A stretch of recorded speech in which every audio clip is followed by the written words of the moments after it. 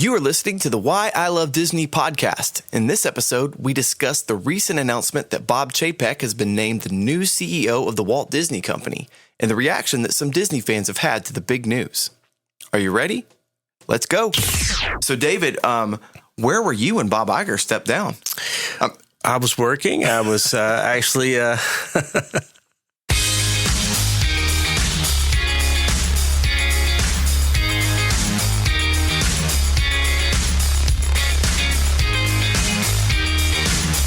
Greetings and welcome to another exciting episode of the Why I Love Disney podcast. I'm Dustin. I'm David. And we are coming to you here the week of a big Disney announcement. We'll get to that here in a second. But first, David, how was your week? Very good. How was yours? Fairly good. Yeah, it's been rainy and cold, and I'm ready for spring. But overall, it's on its way. Things are going well. You know, I had a very busy work week, so I didn't get to watch as many good things as I wanted to. It's just been a really busy week. I traveled a little bit this week for work. Went to St. Louis and just got back and haven't had a lot of sleep. But overall, it's been a good week and. Travel a little bit. You know, the coronavirus thing has taken off, and we had an episode of that about Shanghai closing. Yeah. You know, we never know. You won't. A couple months we may do an episode about other things closing. Well, Tokyo has closed. Tokyo is closed too now. Mm-hmm. Wow. Anyhow, moving on to the big Disney news. You mentioned Bob Chapek. Why would you say him along with Bob Iger? Well, that's the big news of the week is that Bob Iger surprisingly steps down as Disney CEO. Yeah. Unexpected announcement. In the middle of the week last week, I think it was a Tuesday morning when they announced, and there's a lot of questions kind of swirling around this, but I find this incredibly interesting, and it obviously impacts the future of Disney moving forward. So, David, where were you when Bob Iger stepped down? I was working. I was actually... it's one of those. It's like the Kennedy assassination. Where were you? It did feel like that for a few minutes when I started reading everybody's responses. But I was just doing some work and I saw it, and actually my son saw it on Instagram. And mentioned it right. I think you texted me first, and then my son walked in and said, "Hey, did you see this?" So both of you guys saw it right about. I wasn't online right about that when it happened. When you get the headline. And it's unexpected. Yeah. Usually these days, your first thought goes to, oh no, something happened. Right. Something bad's happened, and the jury's still out. We don't really know why now. And it doesn't make a lot of sense. I've seen a lot of people speculate. He says it's to work more in the creative side of things. So you hit the story. Right. This seems to be an orchestrated thing by Disney that we don't know Iger's reasoning. He's in the 1 year into a 3-year contract. Right. But when you read in, he does talk about what he's going to do. We don't know why, but what he's going to do, which you were just alluding to. Usually when we see things like so-and-so stepped down out of the blue, we think something bad happened. They got let go. They did something wrong. Something's happened. I mean, that's, out of the blue like that. But he's staying around. Yeah, and that was the first thing I saw. He's becoming the chairman, and he'll work with Chapek for the next year or two. And that's what it looks like to me. So the news is Bob Iger steps down as CEO, becomes chairman to stay involved with Disney over the next course. And then in his place, Bob Chapek is named the new CEO of Disney. And that came also as a surprise. The step down was a surprise, and then the replacement was also a surprise to most people as well. And initially, the stock took a hit. The initial reactions, you start reading all of the news reports and getting kind of feedback on this. And in the initial, it was kind of like, wow, what is going on here? Right. And markets, usually investors don't like not knowing what's going on. They don't like instability. Mm-hmm. But I think once the news came out that everything's okay, everything's sort of settled back. But Bob Chapek was an interesting choice. Tell us, what do you know about Bob Chapek? First of all, that was probably the thing that surprised me. The announcement that it was Bob Chapek wasn't that big of a surprise to me because this is somebody that we've seen around the company for I think he's actually been there like 27 years. I mean, this is somebody that has a long history with the company. And so it wasn't a big surprise to me because I knew who Bob Chapek was, so that they named, at least that the successor was somebody, I know who that is. I know I've seen him at events. I've seen him online. And so it wasn't a big surprise to me, but a lot of people seem to be really shocked by it. And of course, there are a lot of Parks fans that I was really surprised that some of the, the talk and, oh no, and the, right. Like here it's all going to fall apart now. And I was like, what? Well, but before we get into kind of the reaction from both news and speculators, bloggers, people who follow this stuff, I think it's interesting in these moments to talk about why Bob Iger stepping down is a big deal. What has he done? Like, I would argue, and you could correct me if I'm wrong, that other than like Disney himself and kind of the aftermath of his family, Iger has probably been one of the most influential CEOs that Disney's had. He's become a key figure who's done a lot of things to transition Disney into the 21st century. Right. And I think now when somebody steps down, you start to look back at his accomplishments and you start to see, whoa, this guy was a heavyweight. Yeah. And it will be probably looked on as an iconic leader and CEO, from acquisitions from Pixar to all of the intellectual property acquisitions from, Marvel, Star Wars that he oversaw, all of those things. More recently, Lucasfilm, 21st Century Fox, the renaissance of the parks, the opening of new parks. In his tenure, some incredible things have taken place, and the stock is at an all-time high. Right. Things are really well in the world of Disney. So his legacy is going to be, any CEO of a large corporation. You have a lot of people that are respected. They can do talk show circuits. They can write books. They can do those sorts of things. But there are a few certain ones that become iconic. You think of the Steve Jobs. You think of the Elon Musk. Elon Musk, more of an inventor, kind of different take on that. The Bob Welches, the kind of iconic leader, CEO, business people that have been in there.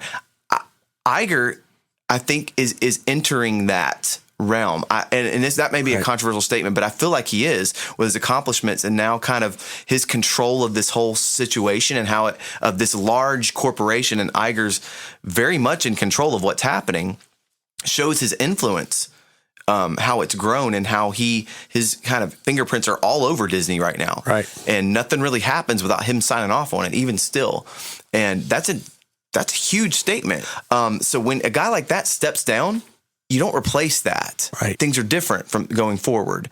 Now, he's still on. He's still there. And a lot of people think that, Bob Chapek is kind of like the shadow now that Iger's still in control, and they're going to be kind of a duo, working together. Yeah, I saw some of that online too. Which I think for investors, you're glad to see that. You want Iger still there, right? As fans of Disney, if you like what's been happening the last decade, you want Iger still involved. So we get to the choice of Chapek. And you were talking a little bit about who is Bob Chapek? What's his resume? Like what can we expect? Kind of where does he come from? What is he bringing to the table? And why you think he was Bob Iger's choice to replace him? Well, I mean, I don't know why he would necessarily be his choice, but I mean, he's definitely worked in every area in several areas of the company. He's been the chairman of the parks and experiences and products for several years. And before that, he was, the president of the consumer products division. And before that, he worked in the distribution at the studios. So he's worked in movies. He's worked in parks. He's worked in products. I mean, that's. So he's had his hand in different things. Yeah. And been in charge of different things. So he knows the business. Yeah. So that's why I guess it wasn't a surprise to me. But again, there's just there's a fan base out there that sees Chapek as someone who keeps things from happening in the park, who does things cheaply. What do you mean by that? Who keeps things from happening in the park? Can you Well, I'm not really. That's one of the things I'm not really sure, because a lot of the things that I see people write about that, I don't see what their proof is. You're referencing the criticism. Yeah, but just the comments that I see after it happened, and people saying, "Oh no, not him," and I'm like, what are people seeing that I'm not really Yeah, I'm looking at 27 years. His most recent gig was chairman of Disney Parks, Experiences, and Products, overseeing the Galaxy's Edge launch, overseeing new rides, the park experience, which is seeing record attendance, right, across the board. The opening of Shanghai Disney, he was very much involved in. I believe he was standing with Bob Iger when it opened, right? They're together on that. Right. He has worked in, oversaw the Disney intellectual property in terms of like the Disney Vault, his involvement with Disney brand as far as video and direct-to-consumer sales. Well, and there were people that were just critical of the fact of the Disney Vault, that like, oh, that was his great idea. Like, that was a horrible thing. But I mean, actually, it was very good for the company. Yeah, I mean, it was. And I read that somebody said, yeah, I had to, I wanted to buy a Lion King one time, and it was $150 on eBay. And I've been buying Disney movies. You have all of them. All of them for 20. You subscribed to the club 20-some years since I was in high school. Yeah, and so before Chapek. Well, yeah, and so. Well, actually, he was there in '93, so yes, I was buying. Before he was in charge VHS. That would have been VHS back then, but nothing was ever that expensive on eBay. You could always go find them used. We have a huge bookstore in my hometown that's nothing but used movies and books, and everything is there. Every Disney movie that you could ever want to find used is sitting there on the shelf. So I was like, that was not true. Not just even because the one good thing about the Vault, I'll tell you another good thing about the Vault is that every time they re-release a movie, usually in the Vault, they add new bonus features, which is one of our favorite things as a family. We go back and we go, oh, look, we didn't know this backstory of how they did this. They show you new artwork with lots of great features that you got in the re-releases. If there'd only been one release of any of those movies, there was a lot of great content we never would have had. As a fan, they add value to the customer, the consumer, and we're talking about this in the sense of one. It's kind of a side thing, yeah. But this is something. But I was like, wow, Chapek there were people that really, were like, and people crushed him for that, fans. But at the same time, it was successful. Yeah, and you could argue it's created demand. Yes, and kept these things special as opposed to just that was the whole idea, right? It was Walt's idea. Walt was already from the beginning. They re-released movies in the theater about every 7 years. Mm-hmm. That was Walt's plan. About every 7 years, it would come back. So we didn't oversaturate it, so people could come back and see it, in a few years with new kids that haven't seen it before. And I think that's exactly the same thing that the Vault did. Plus, you got to remember that when VHS came out, and when at the beginning there were just like TV in the days of movies. When VHS came out, it's like this is gonna kill everything. Yeah. Everybody's gonna own it, and nobody's gonna go to the movies anymore. I mean, there were all those kind of. It took a while for everybody to work through all these technologies and go, hey, well, we'll just scatter. I mean, And he was very instrumental in the strategy, he didn't invent the strategy of the Vault, right? But he was involved in getting people to VHS, sales from VHS to DVD. Those are big things. He would definitely been there through the years of doing that. Yeah. But I think that he is actually really credited with creating that system within the. And some fans crush him for that. However, how about this? A business, the whole reason a business exists is to make money. Right. And that often defines success. Now, the great companies, they make money because they serve people's needs and wants and desires, right? Mm-hmm. Apple is a great example of this. People complain their stuff is expensive, but we are both sitting here on MacBook Pros with our iPhones, and we will gladly pay a little bit more because we love the product. Right. They have served our needs in such a way that we're fans of even Apple, right? Disney's the same way. And we want the company to be successful. And from a business standpoint, the Vault was genius. And the Vault did some it served many purposes, not the least of which was selling you every title 3 times on every format. Well, that's exactly. You're not mad about that. You probably, a lot of people would have had the platinum version of a DVD. Then when the Blu-ray when they came around again, they bought it on Blu-ray, and now they're releasing everything on 4K. And you get it on Disney Plus also. Yep. You subscribe, and not only do you own it all, you subscribe to Disney Plus, so it's easy to access on your phone. This is honestly this is interesting. Yep. It's the world, and to get us to convince us to do this is kind of brilliant business. And I will do it because I do find it's valuable to me and my family to pay $7 a month for things I may even already own. First, there's new content. That's important.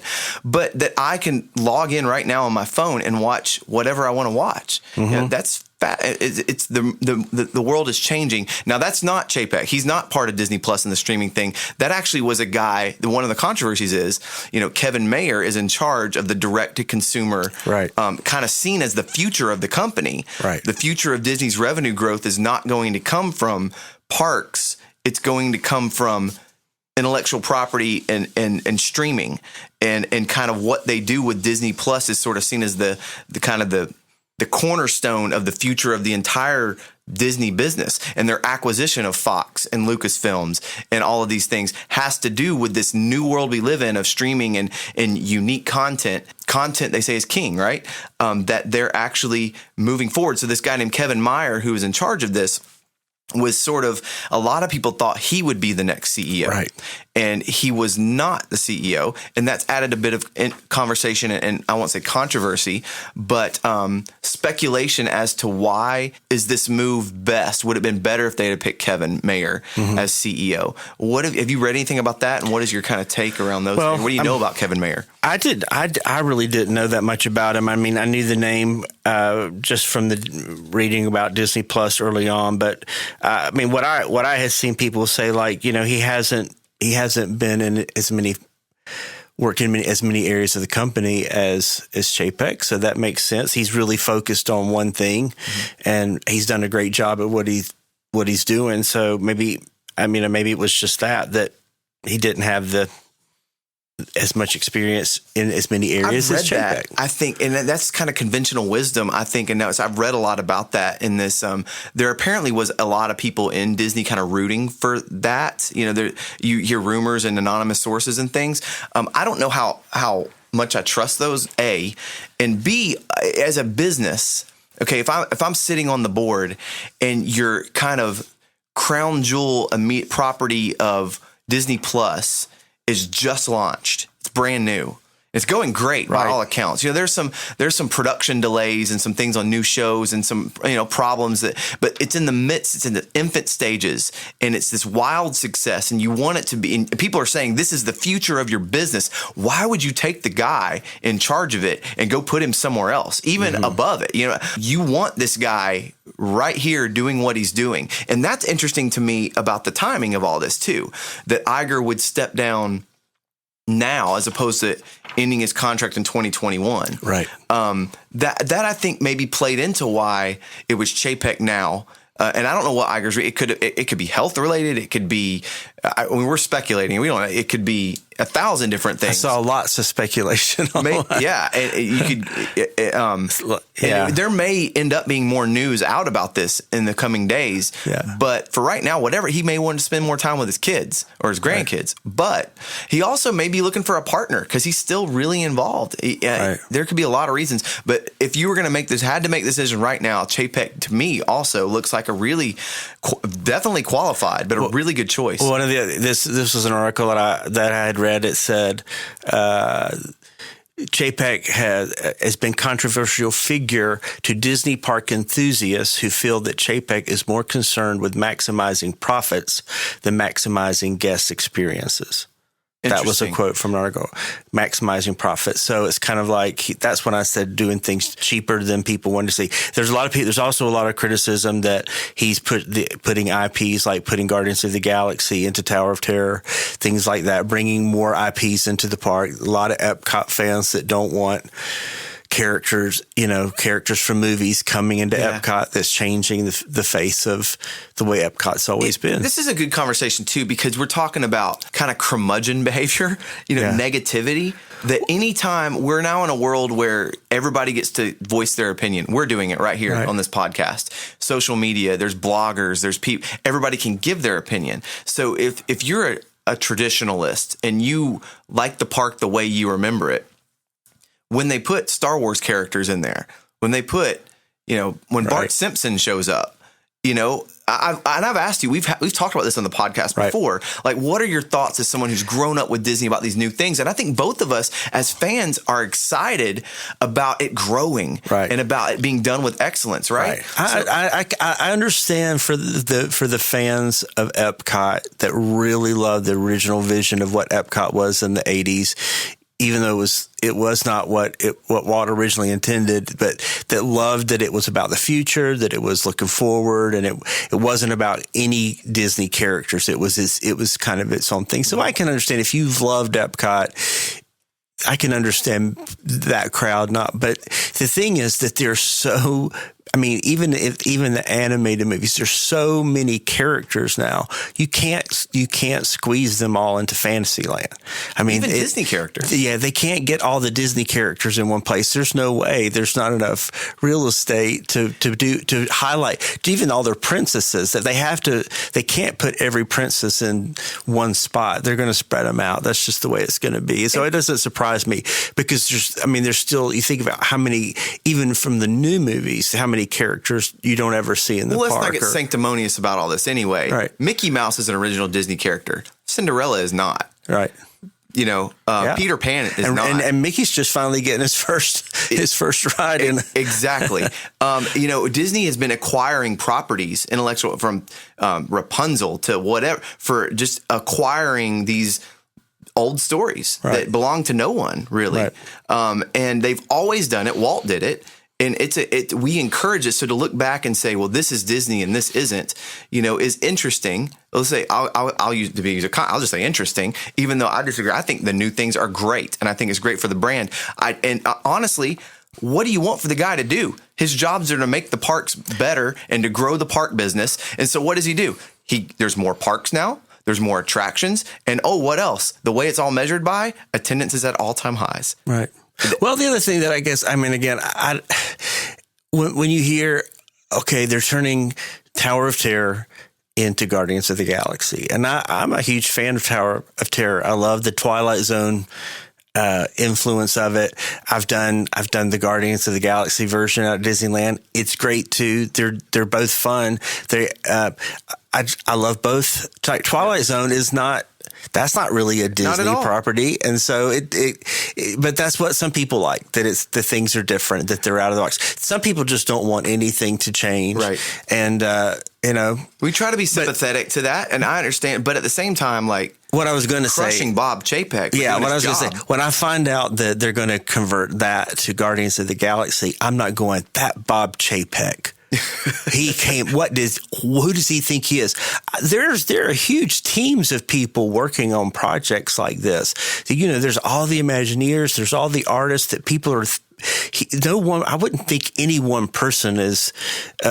You know, if it's a bad idea, it's gonna fall apart. It's not gonna work. It's gonna be like, oh, this. You know, but I mean, we don't have the information they have. Yeah, like there are armies of guys with calculators poring over data to say, hey, this part of the park is not being, and I think that's the criticism, right? Is they don't want nerds with calculators analyzing all the data. However, what they're doing is trying to make it better for you. And guess what? More people are going and more people are loving it, and it's working. Well, that's the problem. A lot of times when we can be fans of things that aren't growing. We can be fans of things that aren't, you know, and things have to change because there are not enough people going to that attraction or that show, and so it has to change. Even though we might love it, it's like the numbers are. It's funny. Both of us work in music to some degree, and it's analogy would be, you know, the people who don't like things that are too commercial. Right. You know, they're like, that's too commercial. Well, commercial means people like it. That's really what that means. And I get it. Like, it's sort of like you get the hipster Disney fans, the old school. But I think it's interesting. I think we both agree that Chapek seems like a well-qualified choice and a good choice. And in the terms of he's now a partner with Bob Iger, they're going to be going at this together, that Iger's more on the creative end of things and Chapek's more using his skill set of kind of going into a place and making tough decisions to make things better. And he's a proven leader and had success with that. Seems like a good dynamic duo, which is also part of the history of Disney. We've had this before, right? Starting with Walt and his brother, right? Walt and Roy. Yeah. It was definitely a precedent. I mean, after Roy Disney died, Don Tatum was CEO, and then when he retired, Card Walker became, and Don Tatum became chairman. So there was this, the same pattern you see where one retires, becomes chairman, the next one becomes CEO. So it's been done before. So I mean, that's kind of a healthy transition. Other than the times where there these coups where they ousted Ron Miller to bring in Michael Eisner, and then ousted Michael Eisner for Bob Iger to come in. I mean, it's usually been that kind of a transition where the next guy chose, and even Eisner had, spoken to Bob Iger. Okay, so let me ask you this: what do you think, Chapek, and Iger together? What do you think changes going forward? What can we expect to see more of or less of with this change? Or do you think it's like just more of the same? Well, I think, again, a lot of people think that, we're going to see a lot more IPs coming in, and that's because that's what his legacy in the parks is getting the Star Wars Galaxy's Edge. And so that you're going to start seeing Star Wars everywhere. You're going to see Epcot full of characters, and we are seeing it happen. I mean, we got Ratatouille coming to France. We've got Frozen in the Norway Pavilion. So more IPs have come in there, but I mean, again, they're things that the fans really want, and you got a ride like the Ratatouille ride from Disneyland Paris that is an exceptional attraction. That's really the only place it fits, right? And so, but there's always going to be people that don't like anything like that to change. That's what it seemed like to me. And there's always people that always seem to have this world of knowledge about how things work that I go, man, how do these people know all this? Because I'm just like looking at it going, okay, well, we'll see. I mean, when I want to watch the Imagineering series, you think about all these, they ousted this guy because the company was floundering, and so then this person came in. But you watch that overall history from the parks from 1955 till now, they've all done great. Everything's done great, and every there in the early 70s, those guys were getting the Magic Kingdom, the Florida resorts going, and then those first couple of guys they got Epcot going, then they got Tokyo going, Michael Eisner's era. I mean, nothing's perfect, but they've all accomplished amazing things. And, there's people that will criticize Bob Iger for things he's done too. I mean, nobody gets away without somebody saying you did something wrong. Sure. And there's always perspectives and opinions on things, and how you measure success is different maybe for other people. 'Cause a lot of people, is it attendance? Is it profit? Is that the best measure? Maybe not, but all of those things I think are metrics of customer satisfaction. Right. And a company like Disney that is so intertwined with its story, right, with the idea of Walt Disney and his ideas and his imagination being a place where you can escape to another place, right? A happy place, right? And it could be you move into another world. That's what Disney does. You move into the Marvel universe. You move into Star Wars. I think this all goes together. And they put Avatar in stinking Animal Kingdom, for crying out loud. I mean, that to me, I'm critical of that. I hate Avatar. Like, I thought the movie was terrible. The CGI looks corny. I don't like the story. And the fact that when they put that in there, I'm like, this is ridiculous. I hear the ride's awesome. It's an incredible. But that's just my opinion. Yeah. You know what I mean? Yeah, but we were not, when we found out that was coming, we were like, what? Now, I enjoyed it. I loved it. I think it's an incredible area. I mean, it has a huge fan base just based on the experience and the ride. And there are people that will say that's their favorite ride in the parks, but they might not like the movie. Sure. So I don't know. I've not heard. I'm sure it's somebody's favorite movie, but I haven't. I think my point is that there's something. Every Disney fan, if you were to go through the list of from restaurants to attractions to rides to movies, we all have favorites, and there's probably something we don't like as much. Right. For me, Avatar is towards the bottom of the list. Right. Of all of them, and Avatar's not even it's not even a Disney film. Wasn't but it's in the they bought it now, right? Yeah, so again, there are coming sequels. So Lord help us. Yeah. I'm sorry. That's my negativity coming out there. But all that to say, it's going to make a ton of money. And either way, they acquire properties.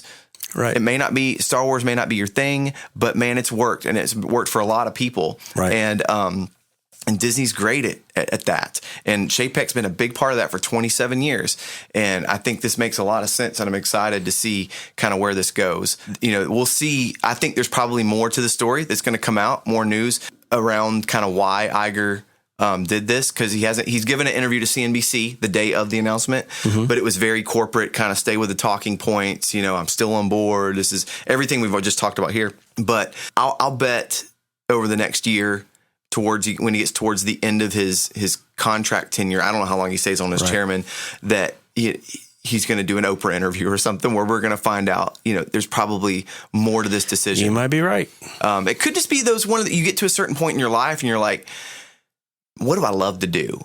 Right. And I just want to do that. Yeah. And in all of our jobs, there's a certain level of like responsibility that, we want autonomy, right? We want to do the things we love to do more than the things we have to do. And I could imagine for a guy like Bob Iger, it's got more money than he needs or could ever spend. He has lots of successes under his belt. He's accomplished the things. He just launched Disney Plus. He's had all this list of accomplishments. Like, what's next, right? And he's still in there fighting. He's still in there working for the company. But I totally understand just a guy who's like, I've done a lot of stuff. I've made a lot of money. I'm really happy with where I am.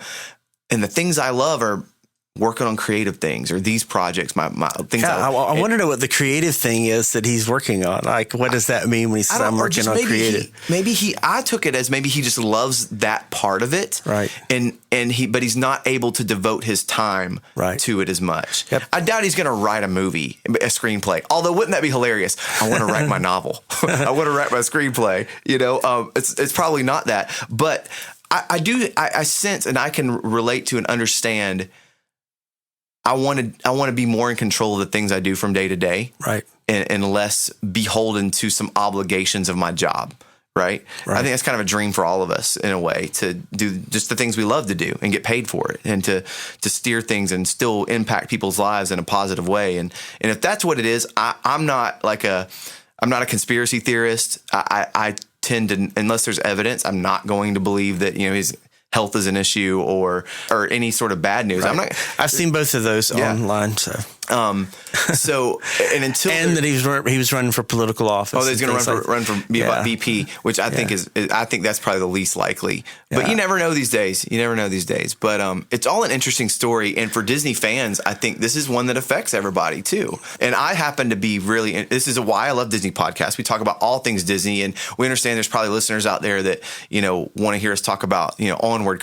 We'll talk some other things here in a second. But the things we're passionate about this brand, this Disney company, and all the things around it. And I love the Imagineering story and the idea of why Walt built and how he built this company and this business and all the things that surround this. Really interests me as an entrepreneur. We're people who build a podcast and we're building a brand, and Disney's inspired us to do the things that we do. So the idea that the head of the company and kind of the political workings around that is, I think, incredibly fascinating, and something that I hope we talk more about as we see more things come out as this transition takes place. And if you have, seriously, I'd love to hear things you've heard, listeners out there who maybe could write in comments or their takes on this stuff. I love reading these things too from people. So please get back with us on this stuff. Do you have any? I have it like a bullet point. I feel like that it's going to be fine. I mean, whatever. It's going to be good. It's going to keep growing. They're going to keep doing things. Fans are always going to regret when things they love leave, but you have to look forward to the good things that are coming. It's just part of the process. There's a lot of things that left. When I look back, at Epcot in the 80s, there's some of those attractions I wish were still there with Spaceship Earth. That would be awesome, but they're not. So we got to keep moving forward. Just got to keep looking for new things to love. Absolutely. Well, Yeah, I've got articles and notes and things we could keep talking about this for a long time, but we probably should move on for now. We're going to come back on a future episode as we get updates about this. But Disney news this week. That's the biggest of all the Disney news. But a few other things have happened, little things. Onward's coming out this week. They're starting to trickle. The reviews are starting to trickle in, and it looks really good. Just going by, we offer and reference Rotten Tomatoes here. I think it's in the mid 80s in the early reviews. Okay. And that's not with all of them. So it still fluctuates quite a bit. Everything I've read has been pretty positive. And again, it's not out to the public, so there's no audience scores or anything like that. It's really been more review things. But I'm really excited about Onward opening this weekend. Hopefully we'll both get to that. In our next episode, we'll hopefully talk a little bit about Onward and our takes on that. Have you read anything on it yet? Any of the reviews? I've heard it's going to make you cry. I'm not excited about that. Yeah, it's like, oh no. But yeah, I've heard good. I saw a few reviews. I saw some people do some video reviews online that got to see it early and said you'll enjoy it. That it's but it is something to bring a few tissues to. Mickey's Runaway Railroad opens this week also on the 4th. The opening dedication ceremony is on March 3rd. So big day tomorrow with that. Today's that we're recording this on March 2nd. So a couple of big things this week coming. I thought I was gonna work out a trip that I was gonna be in Florida in March, and I was really excited that I might be down there and be able to get in there to do this, but it's not going to work out. Maybe a little bit later this year before I can get back. You mentioned Spaceship Earth. I think that was in Spaceship Earth closing. It's gonna start its closure in May. I thought it was going to be earlier in the year, but they're saying May. May 26th it closes, and that's the iconic. Yeah, and see, there's already people that were critical about. I mean, they released some pictures of things they were doing, and again, it was like they were saying it was being redone, but again, wasn't. They were blaming Chapek that it wasn't big enough. It's like we've seen one picture. I think it speaks really well to Chapek being CEO that he's the one that's blamed. You know what I mean? Like, he's already taken the blame for this stuff, which is sort of what a CEO should do, right? Now he's got to find someone else to start getting the blame. That's a mark of a good CEO, is to like have the other fall guy for you, right? No, but it speaks. I think it speaks also to Iger's leadership to develop that kind of. I was reading, but there were 3 potential guys. I was reading an article from last year about the potential successors to Iger, and Chapek was on the list, so it's not like he's out of nowhere. Yeah, well, I just looked at an article from 2017 that said it looks like Chapek will be and that was 3 years ago. Yep. So, I mean, I know but a little bit earlier than that, there was some other speculation. So, again, I don't know where all that's come from. But we're circling back around. We're circling right back around again. But, I mean, everything affects it. So, yeah, Spaceship Earth is closing. That's a big deal. I'm looking forward to a new Pixar movie that's all brand new. That's not a sequel. I mean, I don't dislike the sequels, but it's always nice when they do something brand new. Yeah. When you get new characters and new people to kind of who are the voice actors in this? Do you know? Tom Holland, Chris Pratt, okay, Julia Louis-Dreyfus. Okay, that's gonna be great. Yeah, man, I'm really excited. This is a big release too. I know. I meant to get. I think it's showing in. It opens the 6th, but I think it's in my town on the 5th. You get the sneak. Yeah, the night before. I'm going to try to go on Thursday night. So yeah, obviously Onward is the biggest news, but some smaller news. You get these kind of trickle out kind of announcements from Disney about Disney Plus shows and some other things. And again, as a Star Wars fan, it always comes back to Star Wars for me. But they did announce a new endeavor, the Star Wars Project Luminous. Did you see? You sent me something around there that had to do with that. That's what they're kind of calling it. And within that is the Star Wars: The High Republic. Right. It looks like, from what I understand, we don't know what it will develop into in its end, but they have a lot of creative people working on this. New storylines. This huge new storyline of Star Wars. Going way back. Way before Luke.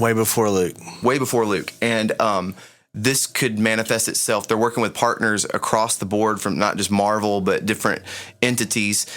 This could come out in terms of, I thought, comic books, movies, TV shows could spin out of this. That's super exciting because it looks like, from what it looked like from the trailer they released, they've invested a lot into this already. as far as just brain power and resources to like get people in a room to come up with these things. It looks like they're pretty far along the way of kind of these stories and ideas and characters. It did. It looks really fascinating. It was a really good video. On top of that, kind of right off of that, there's a new Disney Plus series set to begin production this year called Moon Knight. Have you heard about this? I have not. This is a Marvel character. And Moon Knight, I'm reading now off the description. Moon Knight tells a story of Mark Spector, a former Marine and CIA operative who suffers from multiple personality disorder and believes that he was resurrected and subsequently powered the Egyptian god Noshu. Jeremy Slater, who is perhaps best known for his work on Umbrella Academy and The Exorcist, will serve as the showrunner. So this is for Disney Plus, which is a PG platform, right? Wow. But it's a Marvel property thing. Mm-hmm. This sounds really interesting to me. That's very interesting. I have not heard that. It sounds dark in the description. It does. But, and I'm looking at some concept art too that is kind of this, I don't know, monstrous looking, muscle bound guy with some armor on. So I don't know what this is, but it's starting production this year, which means we won't have to wait very long. I'd say maybe a 2021 release would be something. So that's something that caught my eye this week that I thought looked really interesting as someone a fan of like comic books and kind of the action adventure side of Disney Plus. Yeah. So that's really interesting. Anything else that you saw this week that you can? I watched the one thing I got to watch this week that I haven't seen before was the Walt Disney Animation Studios ShortCircuit experimental films on Disney Plus. I see that down in the thing. They're just short. They're just short animated. What is it like? Tell me about that. They're like 2 or 3 minute films, little short films. They're shorter than shorts. They're like 2 minutes long. Super short films. They're super short films. They're just like one little quick idea, one little quick blip from of a story, but they were really good. They were stylistically, they're all varied, and it was really interesting. They tell a little bit of the backstory, how they came up with the story, and then how they developed it. And it's kind of documentary, but then you see the film as kind of behind the scenes thing. It was really good. Did you enjoy it? Yeah, I thought they were really good. Like you watch one at a time, or is it? Yeah, you can. They're just one at a time. I think there were like 14 different little films. Okay. Yeah, they were good. Interesting. I did watch something new on Disney Plus this week with my family. What'd you watch? Timmy Failure. Oh, how was it? I thought it was good. My kids, we laughed a lot. We thought it was quirky and interesting. I do have a take. We almost watched that. I wish I'd watched it. We looked, and it was about an hour and 40 minutes, and we didn't have time that night. Well, maybe next week we could, if you get a chance to watch, whenever you get a chance to watch it, I would love to maybe do a podcast segment on this in particular. Okay. I thought it was, it takes place in Portland. Okay. And it's I've never been to Portland, but it's what I would imagine Portland, all the stereotypes of Portland being kind of strange and weird and very liberal in the sense of like just a hipster sort of different world kind of place, Northwestern vibes. It all kind of comes across in that. Mm-hmm. And that was an interesting backsetting for the story. The kid himself, his character is kind of a kid who's misunderstood. He doesn't really fit in very well. And he kind of has this really big imagination where he's a detective, and the cast is fantastic too. And it's hilarious. It really is good. It's heartwarming. You find yourself cheering for him at the end. It's great. There are a couple of things though that as a parent that I picked up on. This kid, he marches to the beat of his own drum. Okay. But also is very, rebellious and disobedient. Okay. In a cute way. Not like in a Little Rascals kind of way. I picked that up a little bit from the trailer when I watched it. Just like being told, hey, this is dangerous. Don't do this by an adult, an authoritative figure, and then him turning around and just doing it. And I was a little disappointed that the consequences to him doing what he wanted to do were not a little more drastic. There were some. And he learns a lesson at the end, but it was just an interesting, very postmodern message. Okay. Which I'm not against. I thought it was good, and I would highly recommend people watch it. But just it's a different world. Yeah. And I was sitting there watching my children watch this, and I'm thinking, this is a very sanitized version of, this story. Not sanitized. There's no like pending doom and death on the horizon, nothing like that. However, it could have gone there. Oh. And to be honest, like as a child, if you don't learn to listen to authoritative figures, and that's not what happens in the movie necessarily, but the lines are blurred. That happens a lot in movies that are geared towards kids, though, where kids they pull off things that in real life you would not want your kids to do. Well, even though I'm watching The Simpsons with my son, right? We're all watching The Simpsons, and Bart is he's known for being rebellious, right? Yes. But there is still an undercurrent of, oh, I know I did this. This was bad. There's an undercurrent of, okay, dad's the boss, mom's the boss.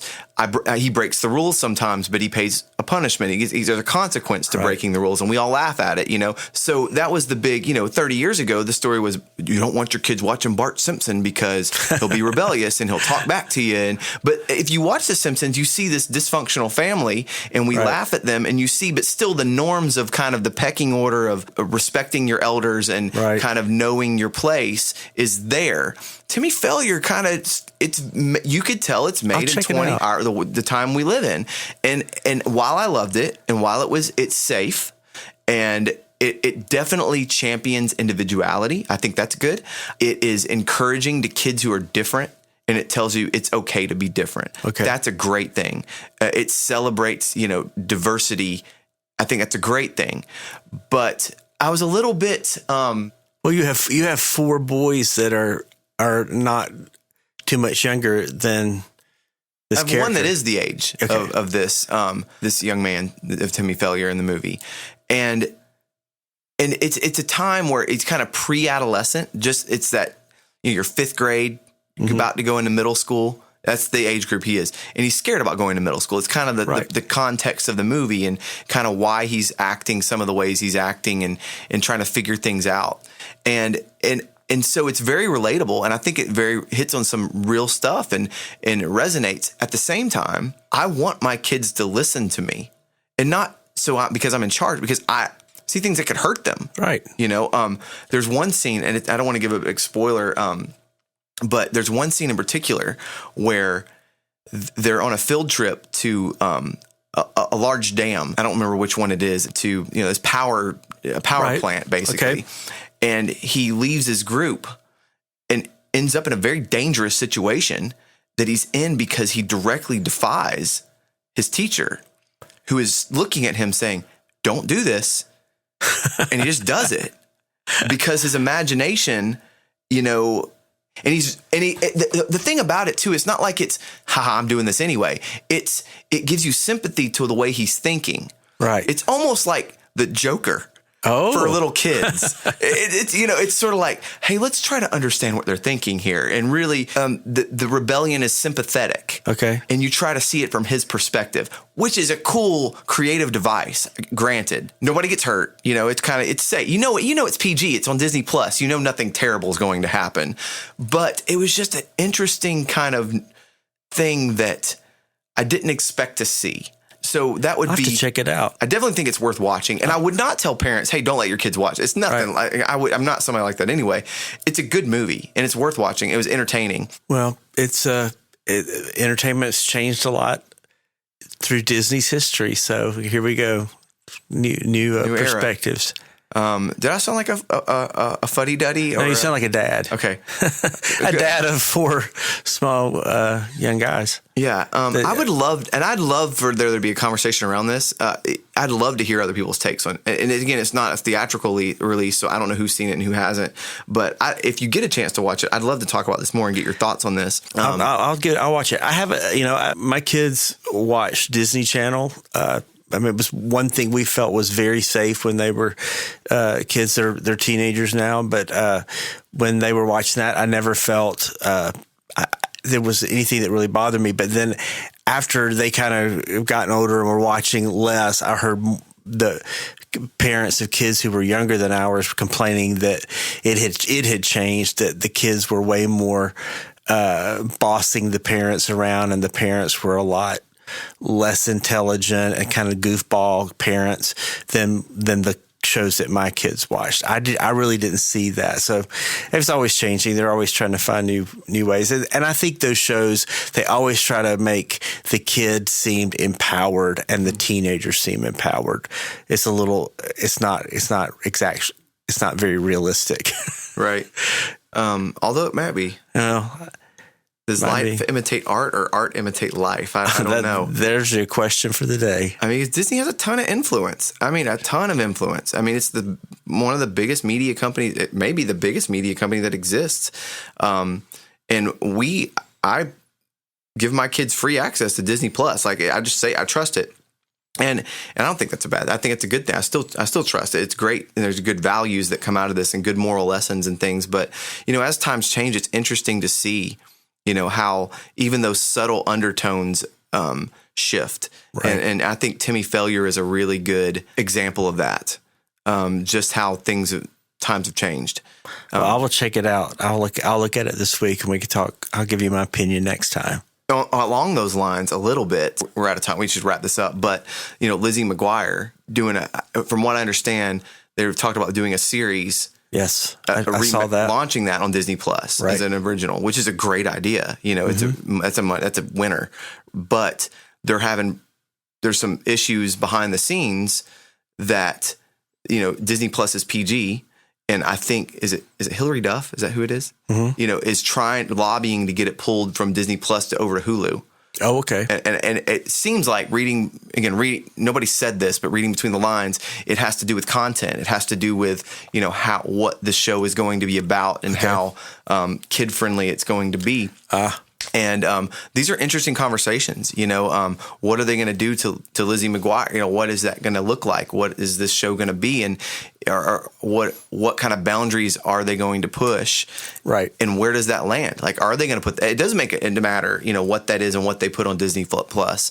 And it's also interesting. I never really realized. I know Disney owns Hulu. That's kind of, they control all that. But that was striking to me that Hulu is the adult streaming service and Disney Plus is the kids streaming service. Yeah. That in that conversation, it started to make sense to me.